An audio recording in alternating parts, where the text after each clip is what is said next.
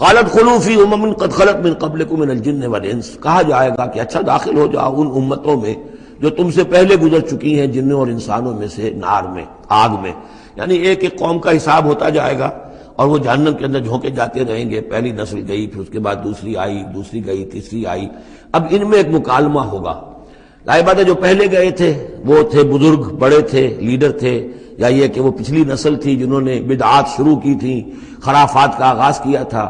یہ بعد میں آنے والے ان پر لعنت کریں گے کہ تم نے ہمیں مروایا، تمہاری وجہ سے ہم بھی برباد ہو کر یہاں آئے ہیں، تو تمہیں دوہرا عذاب ملنا چاہیے.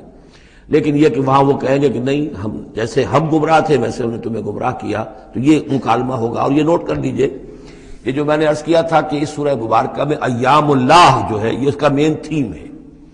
تو ایام اللہ کو یوں سمجھیے کہ ایک تو انسانی تخلیق کے اعتبار سے، ایک تو وہ ازل ہے جبکہ آدم کی تخلیق ہوئی، قصہ آدم و ابلیس ہوا، یہاں سے تو ہمارا وہ وقت جو ہے وہ شروع ہوتا ہے. اور جنت اور دوزخ میں پہنچ کر گویا کہ وہ ایک دور ختم ہوتا ہے، وہ آخری بات ہے. یہ ہے انتہا اور ابتدا. اس کے مابین ہے کہ جو انبیاء آئے، رسول آئے، ان کی داستانیں ہیں، ان کے حالات ہیں، ان کے واقعات ہیں، قوم نوح اور قوم ہود اور قوم صالح. تو یہ یہاں پر ایسا کیا گیا کہ پہلے وہ تخلیق کا مرحلہ آدم کا، اور وہ قصہ آدم و ابلیس آ گیا اول. اب جو جہنم کا اور جنت کا تذکرہ آ رہا ہے اور ان کی آپس کی گفتگویں ہوں گی، اور کچھ لوگ ایسے بھی ہوں گے نہ جو جہنم میں ابھی گئے ہوں گے، نہ جنت میں داخلہ ملا ہوگا، درمیان میں کہیں ہوں گے، صاحب آراف ہوں گے، اصحاب آراف، تو ان کا مکالمہ آ رہا ہے. یہ دونوں بگننگ اور اینڈ دکھا کر اور پھر سلسلہ شروع ہوگا انبیاء کرام اور رسولوں کے حالات کا. قالت خلوا فی امم قد خلت من قبلکم، داخل ہو جاؤ انہی قوموں میں، انہی نسلوں میں جو تم سے پہلے داخل ہو چکی ہیں. من الجن والانس فی النار، یعنی جنات بھی اور انسان بھی آگ میں.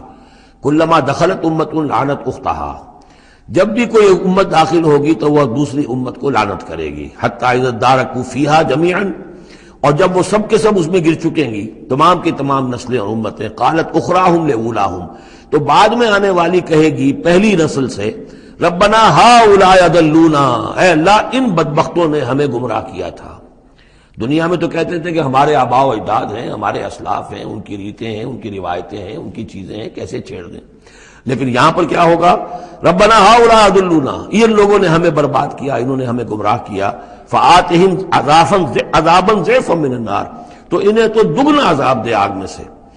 قال لکل ضعف، اللہ فرمائے گا نہیں، سب کے لیے دگنا ہے. جیسے یہ نے تم کو گمراہ کر کے آئے تھے، تم بھی اپنے بعد والوں کو گمراہ کر کے آئے ہو. تو یہ تو گویا کہ سلسلہ چل رہا ہے. تو اس لیے یہ کہ وہ تو ہر ایک کو سوچنا چاہیے تھا کہ اپنی عقل سے کام لیتا، ہم نے تمہیں عقل دی تھی، شعور دیا تھا، کیوں تم تقلید اعمیٰ کے اندر مبتلا رہے؟ آباء و اجداد کی تقلید ہو رہی ہے، اپنے لیڈروں کی تقلید ہو رہی ہے. تو یہ تقلید اعمیٰ کے لیے تمہیں میں نے آنکھیں دی تھی، تمہیں کان دیے تھے، تمہیں میں نے عقل دی تھی، تمہیں نیکی اور بدی کا شعور دیا تھا. ہر شخص جو ہے وہ ذمہ دار ہے.